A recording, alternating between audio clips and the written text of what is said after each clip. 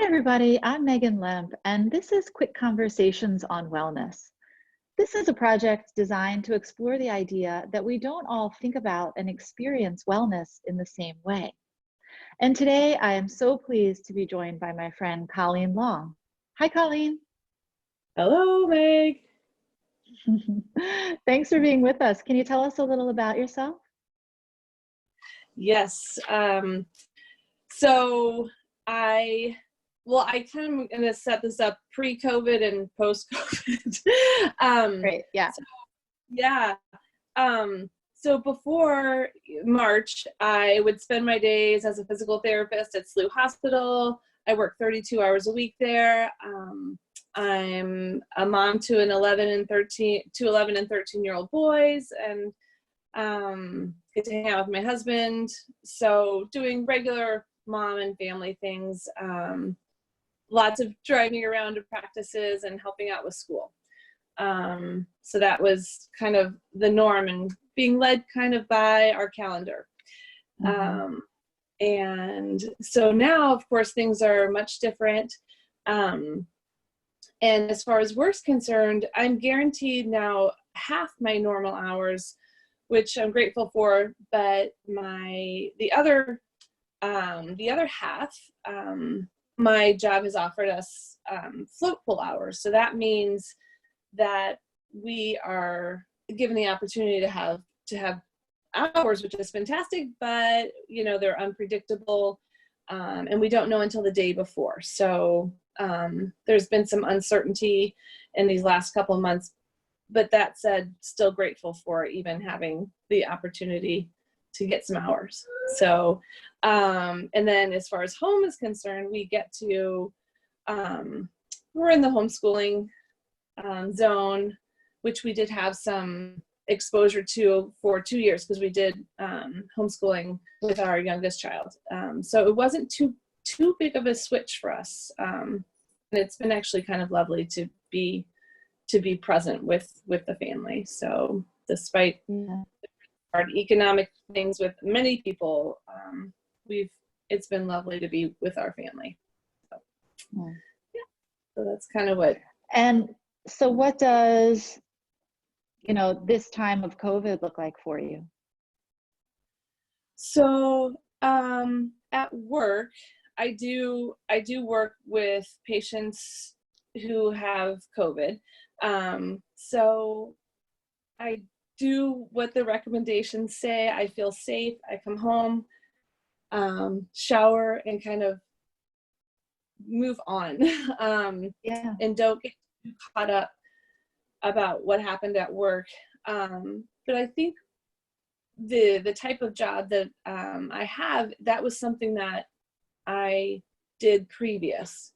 So this, again, isn't too big of a switch. It's just a different disease, a different pathology. So, yeah. Thank you so much for being willing to come on and talk to us today. I wanted to ask you how you think about and what your experience of wellness is, both generally and how that impacts your day-to-day life. And maybe that is even evolving at this point. Yes, definitely. So generally, I think I always, when I was would explain to my mom or to my husband, I would always come to the word balance, and balance was kind of how I root myself. But I didn't really have much more than that. So as I've delved into things, as I've been opened up more, as I've studied more, whether it's whether the word is presence or mindfulness or wholeness, I still come back to that word of balance, which I guess is almost more like a yin yang, and just the idea that what I'm giving, I'm also receiving. And I think that it's natural for my personality, so that the idea that when I'm I'm giving, I'm also receiving.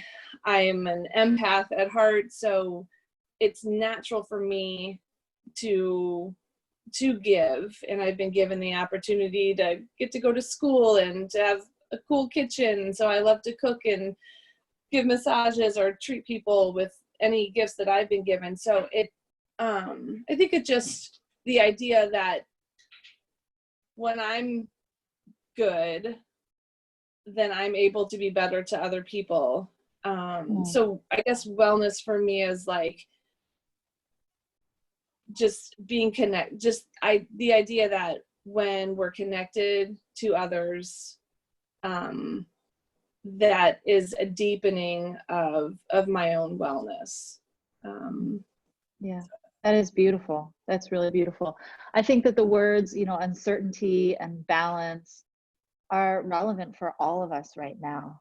And you do have such a unique position in that I think we're all being affected by our current situation, both personally and professionally, but not all in the same way. So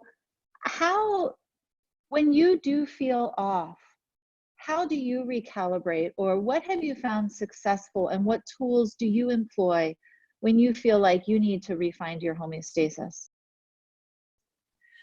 So sometimes when I'm feeling low and for me, that looks like energy just down. The bed is sucking me in. Just that, right? Yes. And sometimes it's just that first step. If I can just get myself to see a pendulum swing. So if I'm stuck kind of in a low point, if I could just budget somehow, and that might mean just thinking outside of myself. And that's that interconnectedness, that giving and receiving. For me, if I can, sometimes just thinking about someone else gets me out of my place.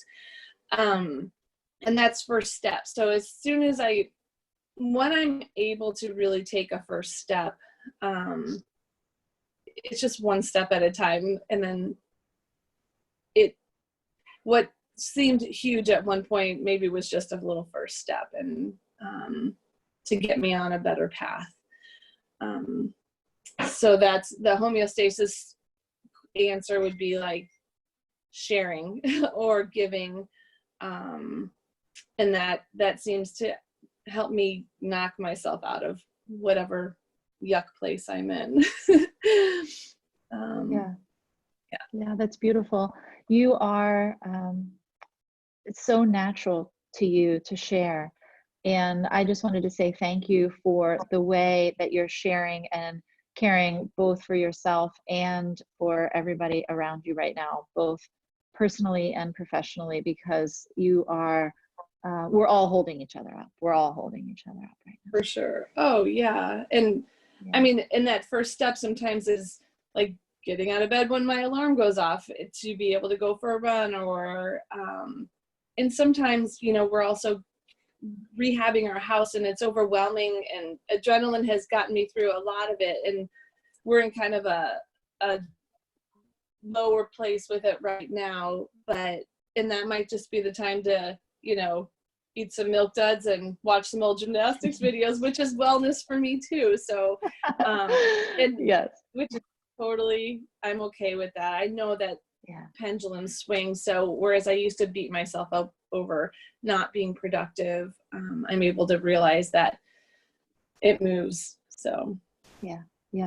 And I love that you share that, honestly, because I think watching gymnastics and eating Milk Duds, we all have our own version of that, and that's so worthy too, right? Oh yeah. Yeah, for sure. Yeah, Colleen, thanks so much for being with us. It was great to talk to you, and thanks again for everything that you're doing.